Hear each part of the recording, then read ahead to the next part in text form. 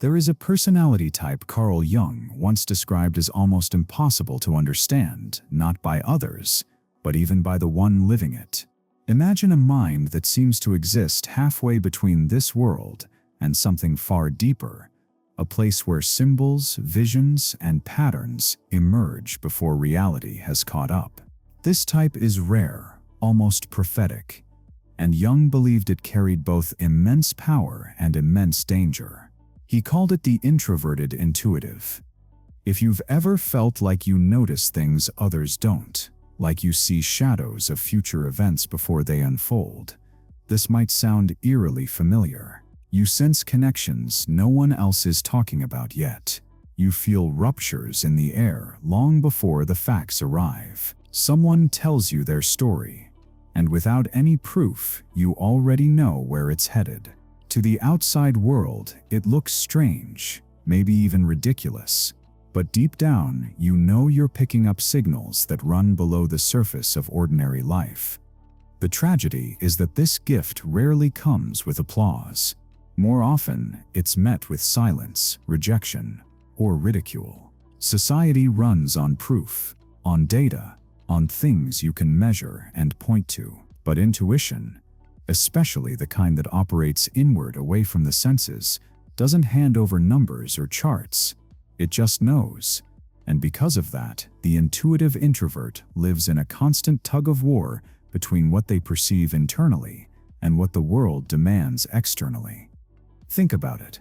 If your compass is pointing to something invisible, something nobody else can see yet, what happens when you try to explain it? People roll their eyes. They laugh it off. Maybe they tell you you're imagining things. After enough encounters like that, you stop sharing. You hold your insights inside. And it's in that silence where Jung issued his darkest warning. When visions are not expressed, they turn dangerous. The inner world, which should be a source of revelation, can become a prison. Archetypal images rise from the unconscious: snakes, storms, gods, shadows. Yet if they're never translated into language, art, or some form of creation, they begin to dominate the psyche on their own. The person stops being the observer of these images and becomes their hostage. In Jung's words, the very gift of intuition, when unbalanced, can tip into dissociation. But here's the paradox. That same sensitivity, the same visionary power that risks destroying the person who carries it, is also what has given humanity some of its most transformative creations. Franz Kafka writing stories that captured the absurdity of modern existence. Vincent van Gogh turning inner chaos into explosive colors on a canvas. Jung himself recording the visions that poured into him in what later became the Red Book. These weren't just works of art, they were lifelines. Without expression, the intuitive would collapse under their own visions.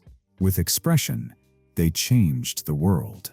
So, who exactly is this introverted intuitive? And why does Jung say they stand on a razor's edge between revelation and madness? To understand, you need to know this. Unlike extroverted intuition, which hunts for possibilities in the outside world, new ventures, new opportunities, the introverted intuitive turns its gaze inward. It doesn't search for what is happening out there. It searches for what is becoming inside. It lives in constant contact with psychic images, with a symbolic undercurrent that most people never notice. Imagine living every day with a mind like a radar dish, not scanning the horizon, but the depths of your own unconscious. What others see as ordinary, you sense as charged with hidden meaning. A casual conversation feels loaded with archetypal weight. A dream seems more real than the day that follows. You don't just notice events, you notice patterns, subtle movements in the fabric of reality itself. Jung compared this type to a prophet, not in the sense of someone standing on a street corner shouting predictions, but as someone tuned to signals that others simply cannot hear. But prophecy is a lonely position. What good is seeing if no one believes you? What good is sensing if the proof never arrives in time? And what happens to the one who sees when their vision finds no outlet? These questions haunted Jung's clinical observations, and he documented cases where the intuitive introvert walked this dangerous path, sometimes toward creativity, other times toward collapse. This video is not just about Jung's theory, it's about the lived experience of those who carry this type inside them. We're going to explore how it functions, why it can become so dangerous, and what transformative potential it holds when it finds balance. We'll uncover the traps, the silent dangers Jung warned about, and the antidotes that can keep this rare type from dissolving into illusion. Because in the end, this is more than psychology. It's about a journey between worlds, the inner world of symbols and the outer world of facts. And walking that bridge may illuminate not only the lives of introverted intuitives, but also the deeper mysteries of the human soul itself. But before we dive deeper, you need to understand exactly how this compass works, how the introverted intuitive sees a reality no one else can, and why this perception often comes at such a heavy price. Carl Jung didn't throw words around lightly. When he called a type difficult to understand, he wasn't talking about something quirky or unusual. He meant a way of being that doesn't fit into the ordinary map of human psychology. The introverted intuitive is rare precisely because its compass doesn't point toward what most of us would call reality. While most people rely on facts, data, or concrete experiences, this type navigates life by images, premonitions, and inner knowing. To the outside world, that looks almost alien, but to the one living it, it feels like the only possible way forward. Think of how most people move through their day. They rely on sensation, what they can see, touch, taste, or measure. They lean on logic and planning, working with what's right in front of them. The introverted intuitive, they operate on a completely different frequency. Their attention is less on what is and more on what is becoming. They sense currents before the tide has shifted. They feel the tremors before the earthquake. They see outlines before the form takes shape. Jung described this as living in a symbolic flow that emerges from the unconscious. That means their mind is constantly scanning, not the outer world, but the inner one, picking up raw psychic material before it becomes thought, action, or feeling. To them, facts often feel like shadows, nothing more than echoes of something deeper. They're less concerned with what is measurable today than with what might soon emerge tomorrow. Now this might sound mystical, but let's bring it down to earth. Imagine you meet someone for the first time. Most people notice the handshake, the tone of voice, the way the person smiles. The introverted intuitive notices something else entirely: the invisible tension in the air, the hidden fracture beneath the words, the unspoken story that hasn't yet been told. They can't always explain how they know. It's more like a flash, a pattern, a symbol, but they know it all the same. And this doesn't just apply to people. They can walk into a room and feel its history, sense where things are headed in a relationship, or intuit the cultural shifts bubbling just beneath society's surface. Their compass is tuned to trajectories, not destinations. It's like standing at a crossroads and sensing which path will be taken before the first step is made. But here's the twist. The world doesn't reward this kind of perception. Society is built on proof, productivity, and evidence. Employers want measurable results. Friends want clear answers. Families want predictable behavior.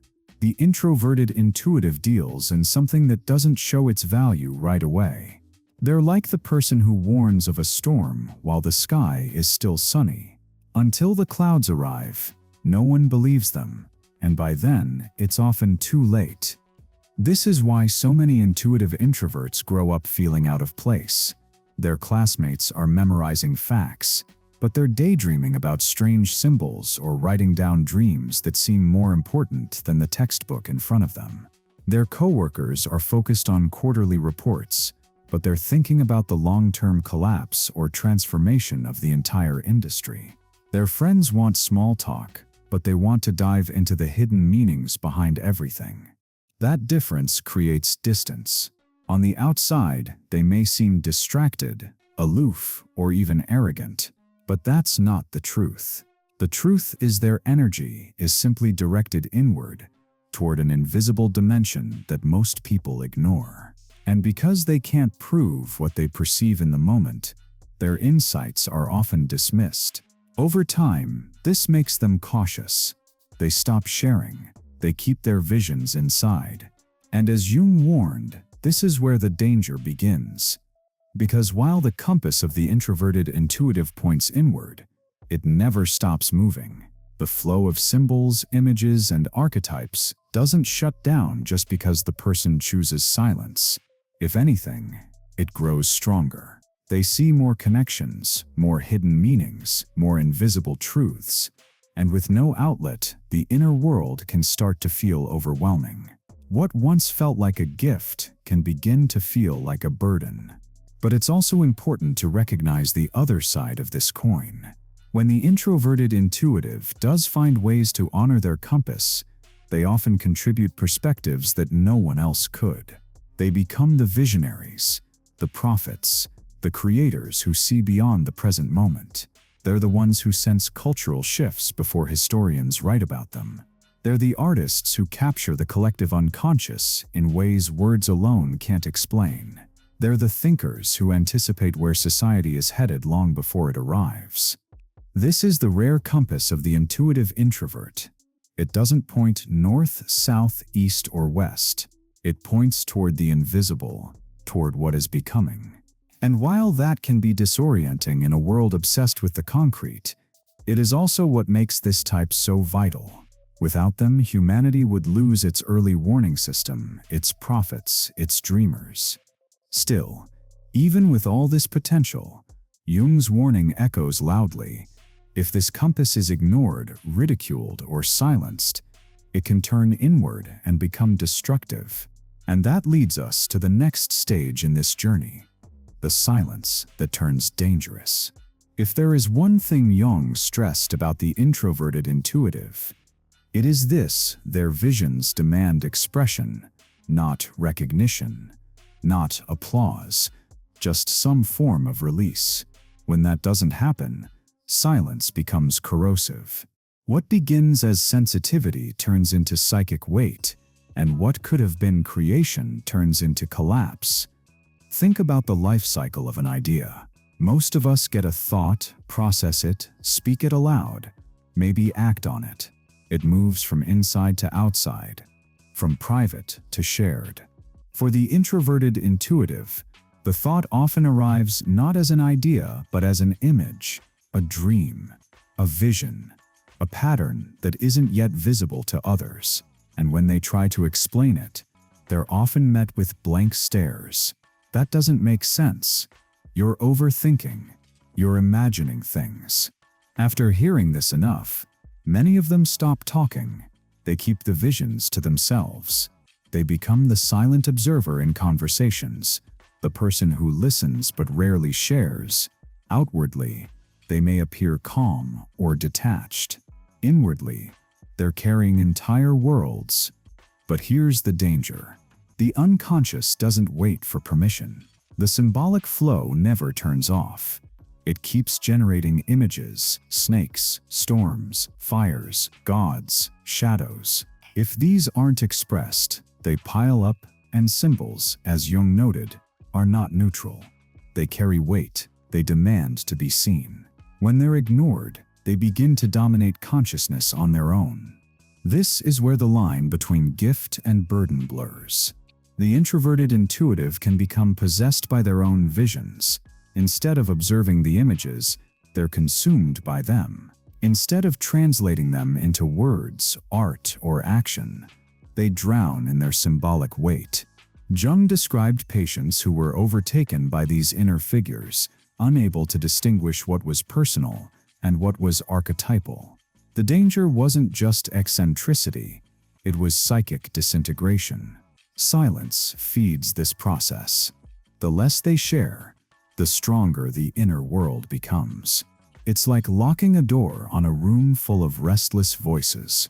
They don't stop speaking just because you refuse to listen. They get louder. They bang against the walls. Eventually, they burst out in distorted forms: obsessions, compulsions, even delusions.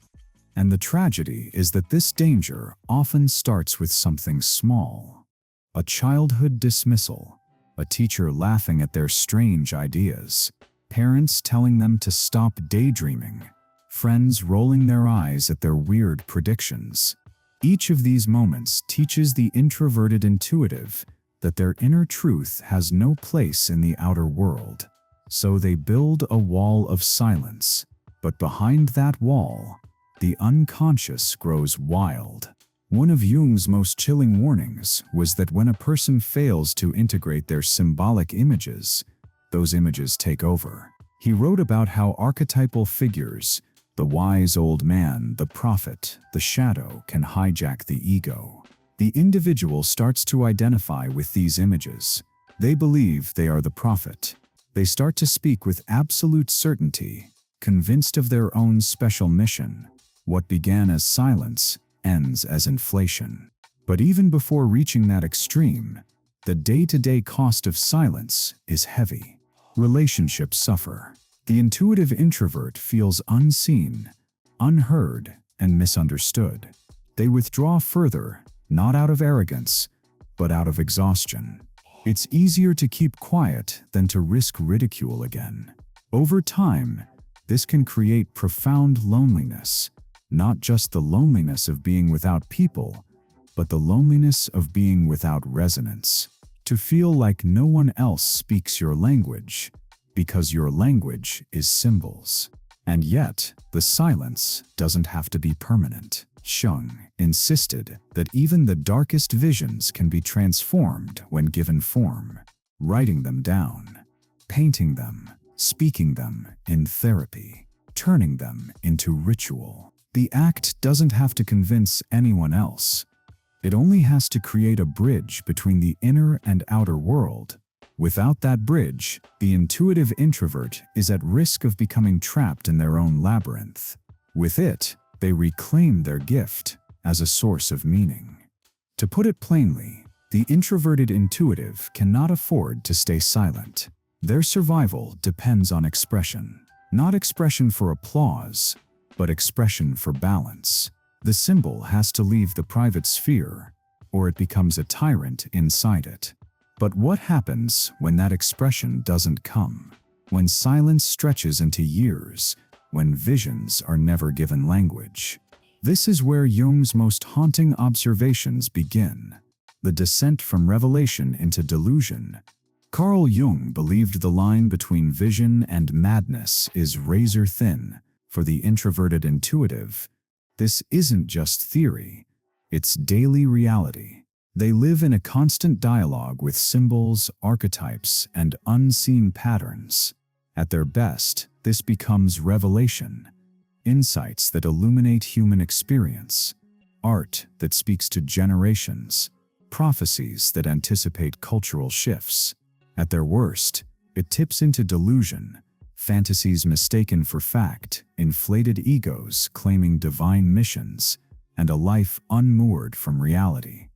To understand this edge, imagine a person who sees symbols rising from their unconscious. One day it's a snake, the next day it's a storm, another day it's a godlike figure. In Jung's practice, one patient described a black snake moving inside her body, crawling upward until it emerged as a golden-headed serpent. To a casual observer, this might sound like madness, but Jung saw it differently. He interpreted it as a symbolic representation of transformation, dark, repressed content being integrated and reborn as wisdom. Here lies the paradox. The very same image can be healing or destructive, depending on how it's handled. When integrated, the snake becomes a symbol of renewal. When ignored or misunderstood, the snake can become a literal hallucination, a force the person believes is physically inside them. One path leads to growth, the other to breakdown. This is the razor's edge. The introverted intuitive walks every day. Their visions are raw material, left unprocessed. They harden into illusions. Properly worked through, they become meaning. And because these images carry archetypal weight, the stakes are always high. Archetypes aren't just personal, they're collective. When an introverted intuitive mistakes an archetype for their own identity, the consequences are explosive. This is what Jung called inflatio, psychic inflation. The ego merges with an archetype and begins to see itself as more than human. The intuitive introvert, who once sensed patterns in society, now believes they've been chosen as its prophet. Criticism is no longer feedback, it's persecution. Doubt is no longer healthy skepticism, it's proof others are blind. This conviction isolates them even further, feeding the very cycle Jung feared most, the collapse of the ego into archetypal possession. And yet, even here, the danger wears a mask of brilliance. To outsiders, such individuals may appear charismatic, visionary, or even ahead of their time. They speak in riddles, paint in bursts, write in torrents. Some are elevated as geniuses. Others are dismissed as mad. But internally, the difference between genius and madness is not as clear as we like to think. Jung himself wrestled with this during his Red Book years. When visions poured into him so vividly, he feared he might be losing his sanity. What saved him was expression, turning those visions into art, myth, and eventually theory. The edge of revelation and delusion is not about the images themselves, it's about what is done with them. Revelation requires translation, taking the symbol and giving it a shape the conscious mind can work with. Delusion happens when translation fails, when the symbol is mistaken for literal truth. If you dream of drowning, the revelation is in asking what emotion is overwhelming you. The delusion is believing you will literally drown tomorrow. Same symbol, two paths. For the introverted intuitive, this balancing act is relentless. Every vision carries potential insight, but also the risk of distortion. Every dream could be wisdom or a trap. Every symbol could guide them forward or drag them into obsession. That's why Jung emphasized grounding. Without anchors in reality, intuition floats unchecked, inflating the ego and blurring the boundary between self and archetype. But here's the hopeful part. Many of history's greatest visionaries were introverted intuitives who managed to walk this edge without falling. They took their visions and translated them into works that reshaped culture. Franz Kafka turned alienation into haunting literature. Vincent van Gogh transformed inner turbulence into explosive colors.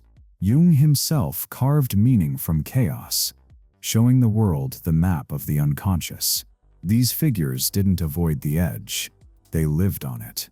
The difference was they built a bridge to the outer world. That bridge is the antidote. Without it, visions collapse inward. With it, visions become revelation. And the bridge isn't mysterious, it's expression, words, images, rituals, acts that pull symbols from the unconscious and root them in the world. It is this act of creation that separates the prophet from the deluded, the visionary from the lost soul. But what if expression alone isn't enough? What if art, writing, or ritual still leave the intuitive floating in abstraction? Then the question becomes, how do you anchor revelation in reality itself? This is where the next step of Jung's warning comes in. The need for grounding in sensation, the body, and the present moment. Jung was clear, symbols and visions are never neutral. They demand movement, translation, and grounding.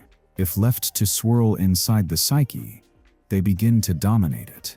But when given form through writing, painting, ritual, or even conversation, they transform. This act of expression is not just a creative luxury, For the introverted intuitive, it is survival. History gives us striking examples. Take Franz Kafka. He lived a life marked by alienation and inner turmoil. Yet, instead of collapsing under the weight of his visions, he channeled them into stories.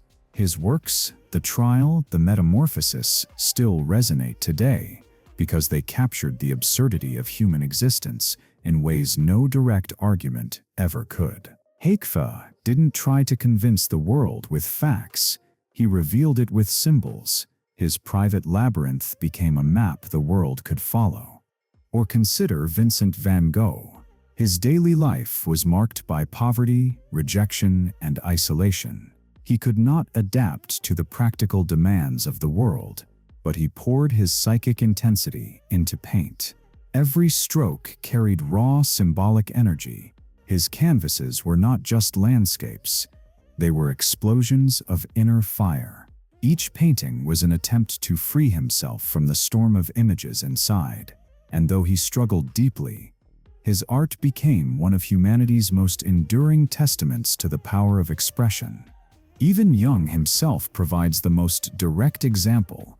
During what he called his confrontation with the unconscious, he experienced a flood of visions that nearly unhinged him. He feared for his sanity, but instead of rejecting them, he recorded them. He drew, painted, and wrote until the chaos became structure. And those private writings eventually formed the Red Book, a cornerstone of modern depth psychology. His survival and his contribution to humanity depended on his willingness to express what he saw. The lesson is simple but profound. Expression is the bridge between the inner world and the outer one. Without that bridge, the intuitive introvert risks being trapped in their own visions, drowning in images that no one else can understand. With that bridge, they transform their solitude into communication, their strangeness into language, their isolation into impact. Expression does not have to be grand. Not every introverted intuitive will write a book or paint masterpieces. What matters is giving form to what would otherwise remain formless. Writing in a journal, sketching a dream, creating a private ritual to honor a vision, sharing a strange thought with a trusted friend. Each act releases psychic pressure. Each act keeps the unconscious from becoming a tyrant. But here's the crucial point. Expression is not just catharsis, it reorganizes the psyche. Jung explained that when a symbol is given form, it shifts from being an autonomous, overwhelming force to being part of conscious life. In other words, drawing a dream serpent doesn't just relieve the tension, it helps the psyche integrate the meaning of that serpent. The image ceases to haunt and begins to guide. This is why Jung insisted that art and creativity are not optional for the introverted intuitive. They are necessities. He argued that symbolic expression is the only way to prevent visions from hardening into delusions. Without it, intuition floats unchecked, disconnected from reality. With it, intuition becomes a channel for transformation. And yet, there is still a risk. Expression can become compulsion. Writing can become endless spiraling. Art can become an escape instead of a bridge. The intuitive introvert may pour out creation after creation without ever feeling grounded. In these cases, expression helps, but it does not fully solve the problem. Something else is needed to anchor the process in reality. This leads us to the next step in Jung's framework: sensation. The body, the present moment. Because while creation transforms symbols, it does not always tether them to the real. The intuitive introvert, by nature, tends to neglect sensation. They live in the not yet, in the invisible. But without a sensory anchor, even creativity can become another labyrinth. So the question becomes, how does the introverted intuitive ensure that their visions do not simply spiral outward forever? The answer lies in balancing expression with embodiment. And it is here, in the grounding force of sensation, that Jung believed the intuitive type could find its antidote to psychic dissolution. For all of Jung's fascination with symbols, visions, and the unconscious, he never forgot one truth. The psyche is not just an airy cloud of ideas. It is tied to the body, to the senses, to the earth beneath our feet. And this is precisely where the introverted intuitive struggles most. Their compass points inward, toward archetypes and images, but the body anchors outward, toward the real and the tangible. Without that anchor, the intuitive risks drifting too far, dissolving into the very visions they are trying to interpret. Jung emphasized that sensation, the function of perceiving what is concrete and present, is the natural counterbalance to intuition. Sensation grounds. It notices what is here right now, the warmth of the sun on skin, the smell of bread baking, the weight of a stone in the hand. These small details may feel mundane to the intuitive, who often sees them as distractions from the bigger picture. But in truth, they are lifelines. They tether the psyche to reality. Why does this matter? Because symbols, no matter how profound, are always in danger of inflation. Without grounding, the intuitive introvert can mistake every image for prophecy, every dream for destiny. They live in what is about to be, not what is. And while that orientation gives them their unique brilliance, it also makes them vulnerable to losing themselves in abstraction. The antidote is as simple as it is difficult: returning to the body, to the senses, to the here and now. This doesn't require grand gestures. In fact, it often comes through humble practices: cooking a meal, gardening, walking barefoot on grass, practicing a craft with the hands. Even simple routines, making the bed, tidying a space, lighting a candle at dawn, act as rituals of grounding. They remind the intuitive that life is not only what is seen within, but also what is lived without. Jung often warned that ignoring sensation comes at a high cost. The intuitive who neglects the body begins to live in an atmosphere of unreality. They lose track of time, forget the needs of the body, and spiral into worlds only they can see. Relationships suffer because others cannot follow them into these inner landscapes. Work suffers because the practical world does not wait for visions. And health suffers because the body demands attention, whether the psyche values it or not. By contrast, when sensation is honored, intuition becomes sharper, not weaker. Think of an artist who balances hours of creative immersion with daily walks, meals, and rest. Their visions deepen because their body sustains them. Or a writer who grounds symbolic dreams in the rhythm of a daily schedule. The symbols become clearer, less chaotic, because they have a stable frame to live within. This balance between sensation and intuition is what Jung considered true psychic maturity. Modern psychology echoes this wisdom. Practices like mindfulness, grounding exercises, and somatic therapy all emphasize reconnecting with the present moment. They teach us to notice breath, heartbeat, tension in the muscles. These are not trivial sensations. They are reminders that the psyche lives in a body, and the body lives in the world. For the introverted intuitive, who often feels like they are floating through an invisible stream, these practices act as anchors, preventing them from being swept away. But it's important to note, grounding is not about denying intuition, it is about supporting it. The goal isn't to silence visions or suppress symbolic images. The goal is to provide them a foundation, so they don't collapse into delusion. Grounding is the soil that allows intuition to grow into healthy expression. Without soil, even the most beautiful plant withers. With soil, it flourishes. Daily rituals become particularly powerful for this type. They don't have to be elaborate, writing a single line in a journal each night, drinking tea while watching the sunrise, touching a plant each morning, as a reminder of the physical world. These seemingly small gestures act as psychological messages. There is order, There is reality. You are here. The beauty of sensation is that it works quietly. It doesn't argue with symbols. It doesn't try to explain visions. It simply grounds them in the present. A vision of fire may feel overwhelming, but chopping vegetables while holding that vision brings balance. A dream of drowning may feel terrifying, but walking outside barefoot connects the dreamer back to the earth. These small acts may seem too simple to matter, but for the introverted intuitive, they are lifelines. And yet, even with expression and grounding, the intuitive introvert still faces one of their greatest challenges: living their truth in a world that often rejects it. Because no matter how well they balance themselves, they must still navigate a society that values data over dreams, productivity over vision, facts over symbols. This final conflict between inner truth and outer rejection can be the hardest of all.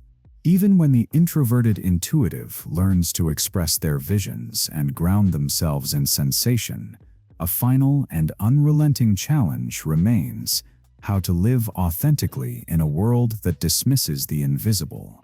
Our culture, especially in modern times, is obsessed with the measurable: productivity, statistics, visible results.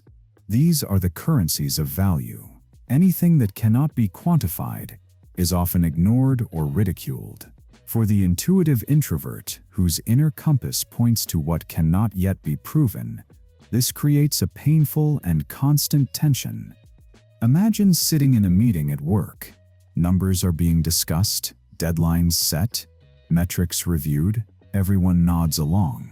But deep inside, you sense the project is destined to fail, not because of poor planning, but because the vision itself is hollow. You feel the cracks forming before they show. Yet, if you speak up, you risk being dismissed as negative, unrealistic, or worse, irrational.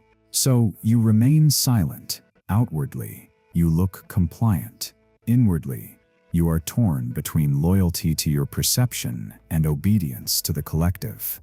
This is not a rare occurrence. Many introverted intuitives describe conversations where they swallow truths to avoid ridicule, jobs where their insights are unvalued, relationships where their silence is mistaken for weakness. Over time, this creates a fracture. Betray your inner compass to fit in, or remain true to it and risk isolation.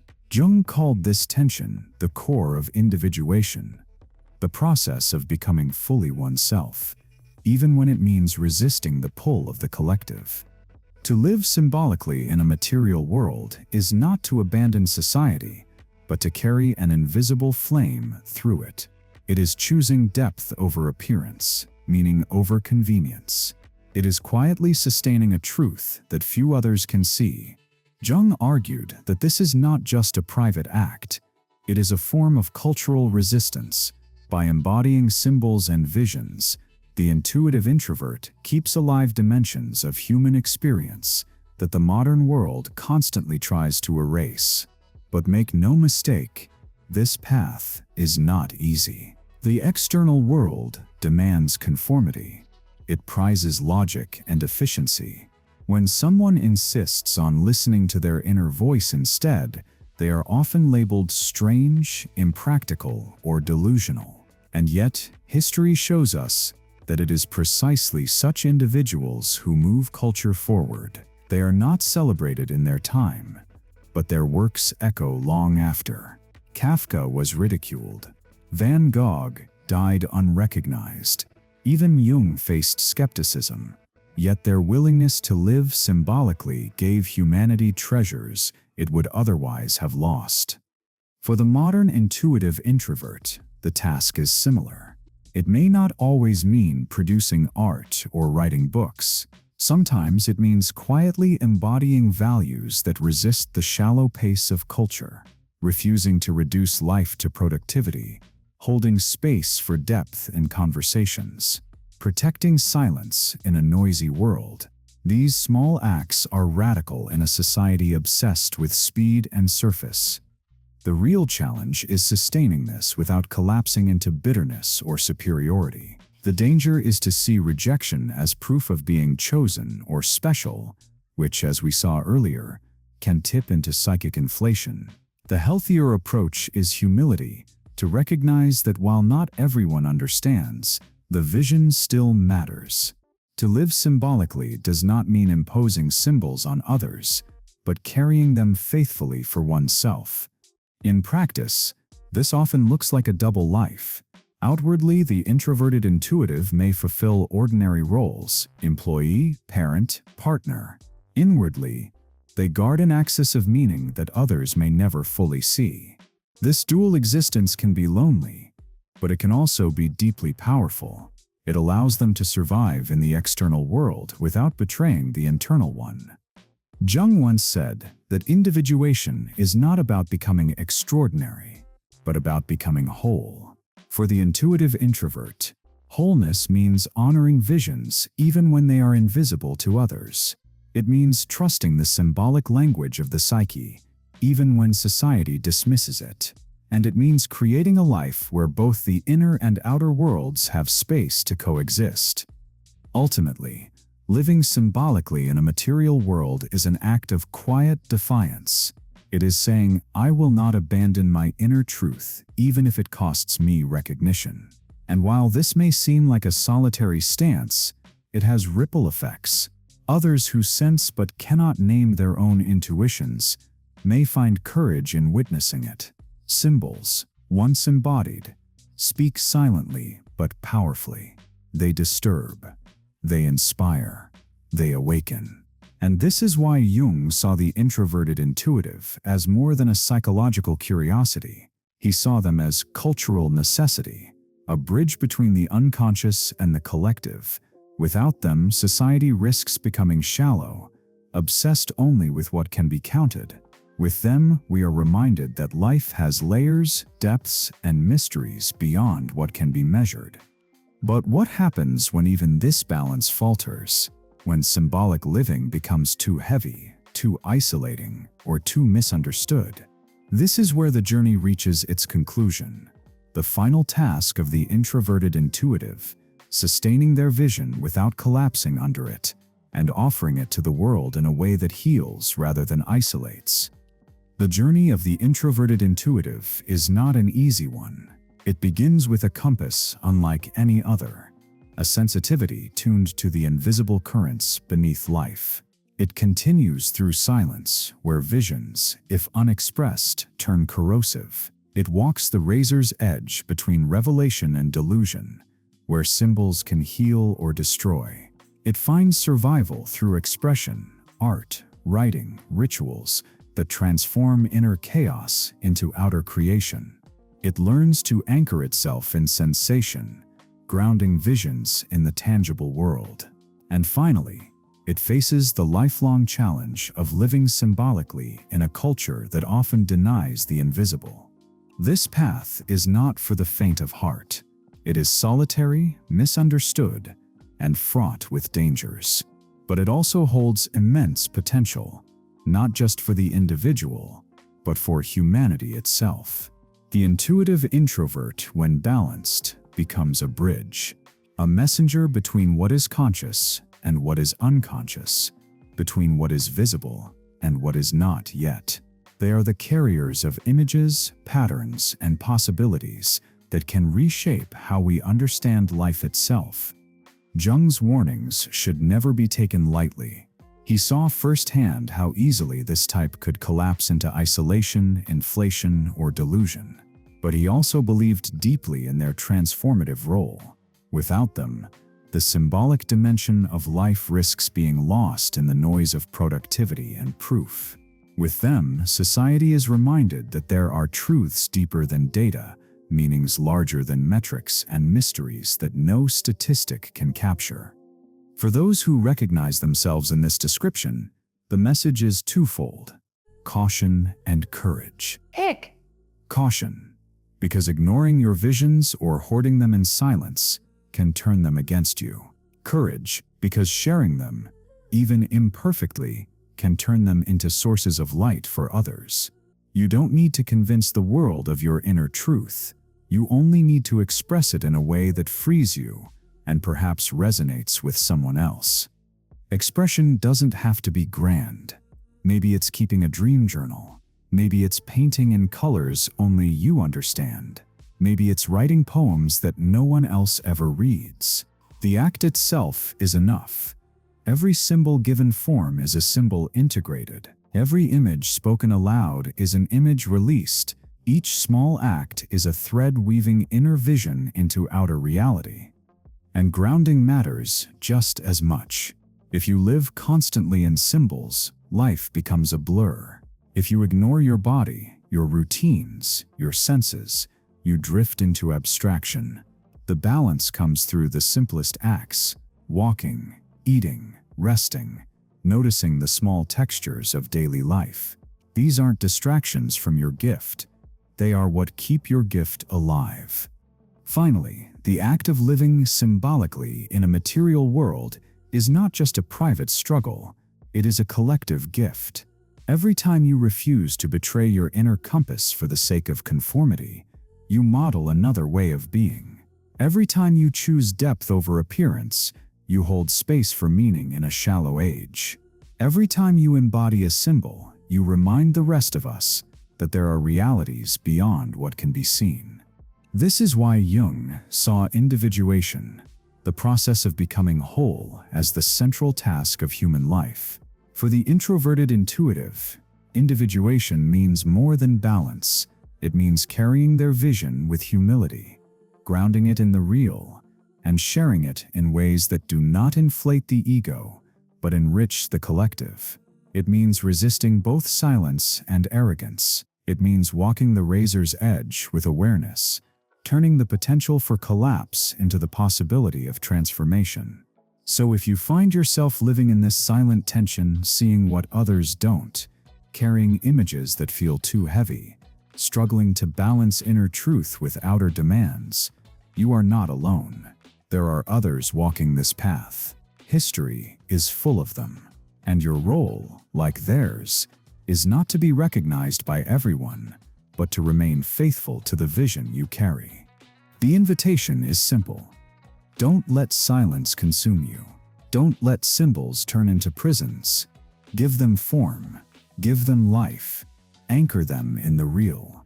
And above all, live them, even if the world never applauds. Because the function of intuition is not to please or convince, it is to reveal, to point toward paths not yet walked. If this resonates with you, let this be your reminder that your inner world matters. The visions you carry are not mistakes. They are signals. They are seeds. And what you choose to do with them will shape not only your own life, but perhaps the lives of others as well. Now, I want to hear from you. Have you felt this inner tension? Do you recognize yourself in this rare type Jung described? How have you found ways to balance your visions with the demands of the external world? Share your story in the comments. Your words may be the key someone else needs to feel less alone. And don't stop here. If this journey spoke to you, the next video will take it even deeper, exploring how symbolic truths influence not just individuals, but entire cultures. Because when the invisible breaks through into the visible, it doesn't just change a person, it changes history. Until then, stay true to your compass. Live symbolically. And remember, the world may not always understand, but that doesn't mean your vision is wrong. It means you are walking ahead of the rest.